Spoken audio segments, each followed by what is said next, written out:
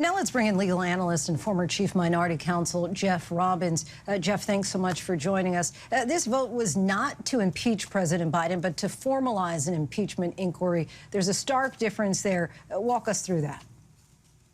Yes, well, hi, Lindsey. The rationale for the impeachment inquiry, according to the Republicans, was that since the White House had taken the position that the subpoenas served on the White House were illegitimate because there wasn't a full House vote, okay, say the Republicans, here's your full House vote.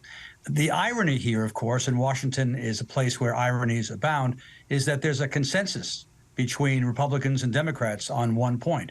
Nobody seems to have any evidence of any wrongdoing by the president. Let alone a crime, let alone an impeachable offense. So you may wonder, or your viewers may wonder, so why have they authorized an impeachment inquiry? There are two answers. The first is hope springs eternal, and the second is a four-word answer, next year's presidential election, and that's really what this is about.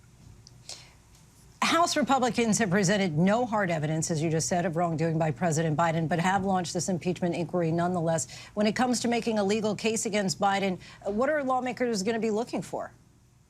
Anything that they can possibly find. Thus far, they've been involved in a sort of a game of where's Waldo? That is to say, where's the evidence of wrongdoing? After about a year of this process and the review of 36,000 bank records and 2,000 Treasury Department records and interviews, what they seem to have is the fact that Biden's son repaid a car loan to his father when he wasn't in office.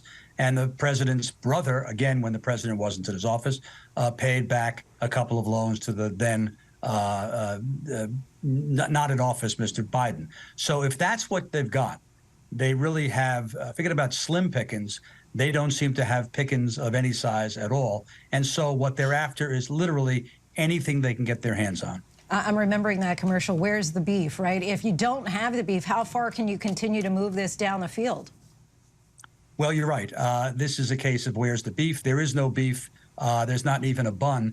And they can move this as far down the road as they possibly can, confident that if you just say the words impeachment inquiry, it will have a negative buzz. And there'll be people who think that if there's an impeachment inquiry, there must be something there. And that's enough to keep, they hope, the president's poll numbers down. And that really is, at the end of the day, let's face it, what this is all about. Let's turn now to the president's son, Hunter. He was subpoenaed by GOP lawmakers to testify privately today. He showed up at the Capitol, but not to testify, instead to speak in front of cameras, lashing out at MAGA Republicans and their investigation into him. Does this help him or hurt him? Well, I think it helps him because if the case is that there's something that Hunter Biden did or didn't do that somehow implicates his father, many people will rightfully conclude, then for goodness sakes, he's shown up. He's prepared to testify under oath, under the pains and penalties of perjury for the entire country to see. And the committees, the Republican controlled committees, can ask him whatever questions they want, and they can cross-examine him to their heart's content.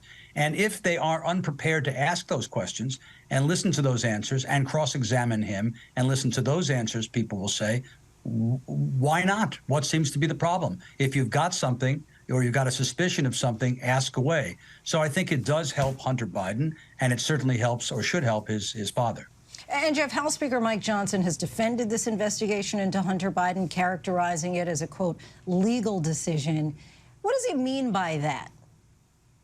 He means that it's not a legal decision at all. He means that it's a political decision. I suppose from his perspective, the idea, as I said, is that saying that it's an impeachment inquiry, authorizing an impeachment inquiry, does strengthen the subpoenas that have been served on the White House. So in that respect, it is a legal decision. But more significantly, it really is a political decision aimed at filling the media with coverage of an impeachment inquiry with the knowledge that that is going to help the Republicans as they prepare to take on the president in next year's election. Legal analyst Jeff Robbins, always appreciate you coming on the show. Thanks so much. Thank you, Lindsey. Hi, everyone. George Stephanopoulos here. Thanks for checking out the ABC News YouTube channel. If you'd like to get more videos, show highlights, and watch live event coverage, click on the right over here to subscribe to our channel. And don't forget to download the ABC News app for breaking news alerts. Thanks for watching.